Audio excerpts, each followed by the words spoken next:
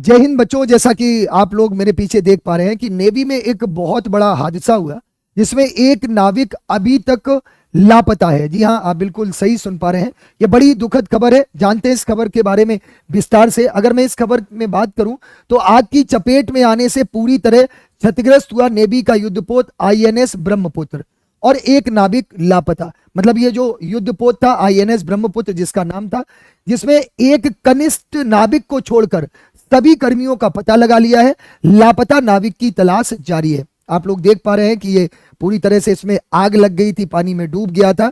तो नई दिल्ली भारतीय नौसेना के जहाज आईएनएस ब्रह्मपुत्र में अचानक आग लग गई। यह युद्धपोत मुंबई में नौसेना के डॉक यार्ड में थी जब रविवार शाम को इसमें आग लगी, जिसे सोमवार सुबह तक बुझा लिया गया। हालांकि अब यह बार सिर्फ एक तरफ झुक गया है। इस घटना के बाद एक नाविक भी लापता है। आप लोग देख सकते हैं ये जो वार सिप है ये एक तरफ पूरी तरह से झुक गया है। और इसमें सबसे दुखद खबर यह है कि इसमें एक नाविक अभी तक लापता है जिसका पता अभी तक नहीं लग पाया है।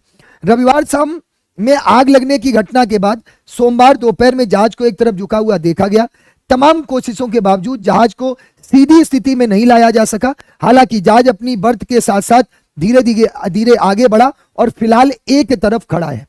एक कनिष्ठ नाविक को छोड़कर सभी कर्मियों का पता लगा लिया गया है। लापता नाविक की तलाश जारी है। भारतीय नौसेना ने हादसे की जांच के आदेश दे दिए हैं। मतलब अभी तक ये पता नहीं चल पाया है कि हादसा कैसे हुआ है। और सबसे इसमें दुखद खबर यह है कि इसमें एक नाविक अभी तक लापता भी है। नौसेना ने कहा कि आईएनएस ब्रह्मपुत्र में मुंबई नौसैनिक डॉकयार्ड में रविवार शाम को मरम्मत का काम चल रहा था जब उसमें आग लग गई। मतलब रिपेयरिंग का काम चल रहा था और अचानक से इसमें आग लग गई।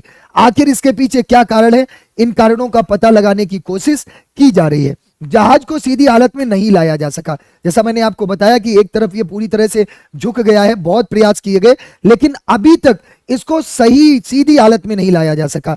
नौसेना की ने एक बयान में कहा जहाज के चालक दल द्वारा नेवल डॉकयार्ड मुंबई और बंदरगाह में अन्य जहाजों के अग्निशामकों की सहायता से सोमवार सुबह तक आग पर काबू पा लिया गया था। इसके बाद दोपहर में जहाज का एक तरफ झुकना शुरू हो गया।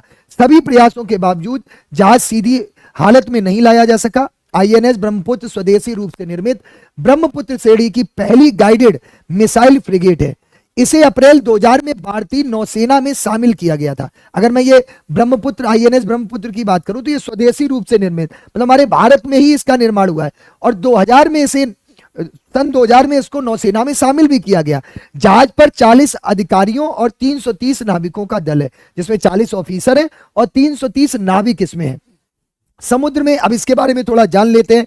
ये इस समुद्र में होने वाली किसी भी तरह की लड़ाई में ये आईएनएस ब्रह्मपुत्र सक्षम है। जहाज में मध्यम दूरी, करीबी दूरी और विमान भेदी हथियार, सतह से सतह और सतह से हवा में मार करने वाली मिसाइलें और टारपीडो लॉन्चर लगे हैं। मतलब अगर मैं बात करूं तो ये जो आईएनएस ब्रह्मपुत्र है ये बहुत ही मजबूत है, बहुत ही स्ट्रांग है और इसमें इसकी मारक क्षमता बहुत अधिक है।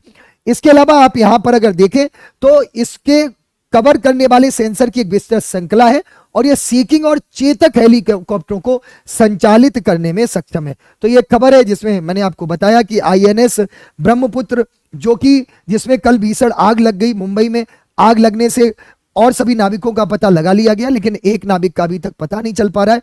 दूसरा, ये आग लगने की वजह से ये आग पे तो काबू पा लिया गया लेकिन ये एक तरफ झुक गया है, जिसको सीधा करने का प्रयास किया जा रहा है लेकिन अभी तक उसको नहीं सीधा किया जा सका।